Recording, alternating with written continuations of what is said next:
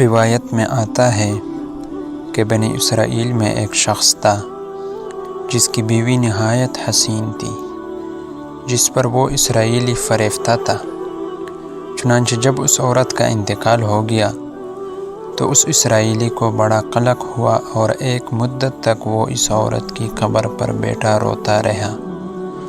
اتفاقاً حضرت عیسیٰ علیہ السلام کا ادھر سے گزر ہوا تو انہوں نے اس اسرائیلی کو پریشان حال دیکھ کر اس کا سبب معلوم کیا۔ جب اسرائیلی نے اپنا واقعہ بیان کیا تو حضرت عیسیٰ علیہ السلام نے دریافت فرمایا، کیا تو چاہتا ہے کہ میں اس کو تیرے لیے زندہ کر دوں؟ اس نے عرض کیا کہ ہاں حضور، یہی میں چاہتا ہوں۔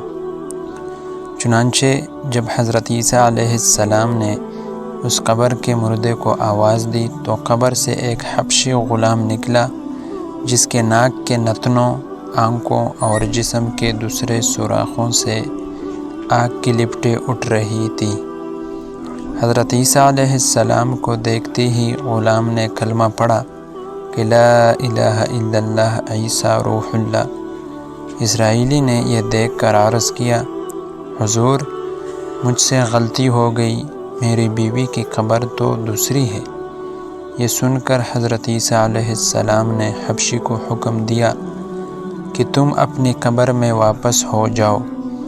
چنانچہ وہ مردہ ہو کر گر گیا اور اس کی قبر کو مٹی سے چھپا دیا گیا۔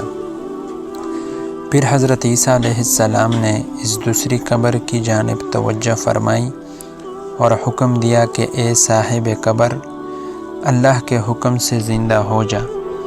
چنانچہ قبر پھٹی اور اس سے ایک عورت سر سے گرد جھاڑتی ہوئی باہر آ گئی، جس کو دیکھ کر اسرائیلی بولا، یا روح اللہ، میری بیوی یہی ہے۔ اور حضرت عیسیٰ علیہ السلام کے حکم سے وہ اسرائیلی اپنی بیوی کو ہمراہ لے کر واپس ہونے لگا، مگر عرصے سے جاگا ہوا تھا، اس لیے اس پر نیند کا غلبہ ہو گیا، اور اس نے بیوی سے کہا کہ تیری قبر پر گریہ وزاری اور بیداری نے مجھے ہلاک کر دیا ہے، اس لیے میں چاہتا ہوں کہ کچھ دیر آرام کر لوں۔ بیوی کہنے لگی کہ ہاں، آپ آرام کر لیجئے۔ چنانچہ وہ اسرائیلی بیوی کے زانوں پر سر رکھ کر سو گیا۔ اتنے میں ایک گھوڑے پر سوار ایک شہزادے کا ادھر سے گزر ہوا جو اپنے زمانے کا یکتا حسین تھا۔ اس کو دیکھ کر وہ عورت خود بخود فریفتہ ہو گئی اور اس کا دل قابو میں نہ رہا۔ اس نے شوہر کا سر زانوں سے نیچے رکھا اور فرط محبت و غلبہ عشق سے مجبور ہو کر شہزادے کے سامنے جا کھڑی ہوئی۔ ادھر جیسے ہی شہزادے کی نظر اس پر پڑی، وہ بھی اس کو دیکھ کر اس پر فریفتہ ہو گیا اور عورت کی خواہش پر اس کو اپنے گھوڑے پر بٹھا کر لے گیا۔ چنانچہ اس کے شوہر نے بیدار ہو کر جب اپنی بیوی کو نہ پایا تو نہایت پریشان ہوا اور اس کے ملنے کی تدبیر سوچنے لگا۔ سوچتے سوچتے آخر اس کے نشان قدم پر چل کر اپنی بیوی کو تلاش کر لیا، جو شہزادے کے پاس پہنچ چکی تھی۔ اس کو دیکھ کر اسرائیلی نے شہزادے سے عرض کیا کہ یہ میری بیوی ہے، آپ اس کو چھوڑ دیجئے۔ ابھی شہزادہ کچھ کہنے بھی نہ پایا تھا کہ اس عورت نے کہا، میں تیری بیوی نہیں بلکہ شہزادے کی لونڈی ہوں۔ یہ سن کر شہزادہ اسرائیلی سے کہنے لگا، کیا مجھ سے میری لونڈی کو لینا چاہتا ہے؟ اس نے کہا، خدا کی قسم، یہ میری بیوی ہے جس کو میرے سردار حضرت عیسیٰ علیہ السلام نے مرنے کے بعد میرے لیے زندہ کیا ہے۔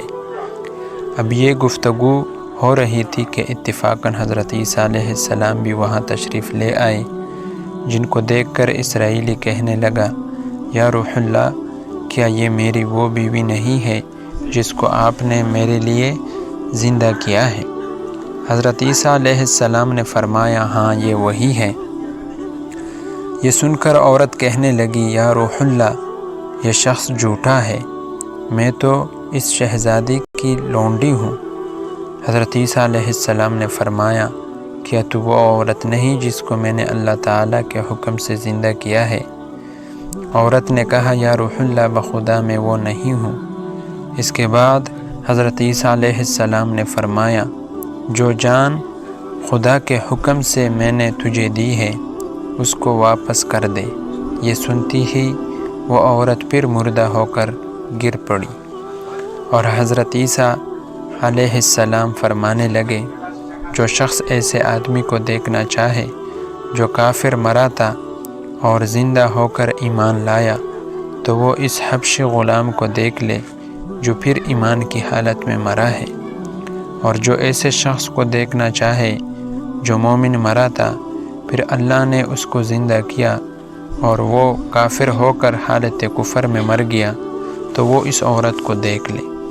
اس واقعے کو دیکھ کر اسرائیلی نے قسم کھائی کہ اب کبھی نکاح نہ کروں گا، اور میدانوں کی طرف نکل گیا جہاں اللہ تعالیٰ کی عبادت میں مصروف رہ کر اسے موت آ گئی۔ اللہ تعالیٰ اس پر رحم فرمائے۔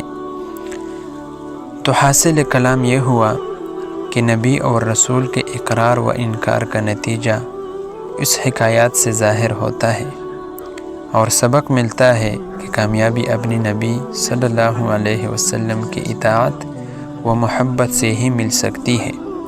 چنانچہ ہمیں بھی چاہیے کہ ہر حال میں اپنے نبی کی اطاعت کو سامنے رکھیں، چاہے دل مانے یا نہ مانے، لیکن نبی کریم صلی اللہ علیہ وسلم کے طریقوں کو لازمی اپنایا جائے۔ اللہ تعالی ہمیں اس واقعے سے سبق حاصل کر کے عمل کرنے کی توفیق عطا فرمائے۔ آمین آمین یا رب العالمین۔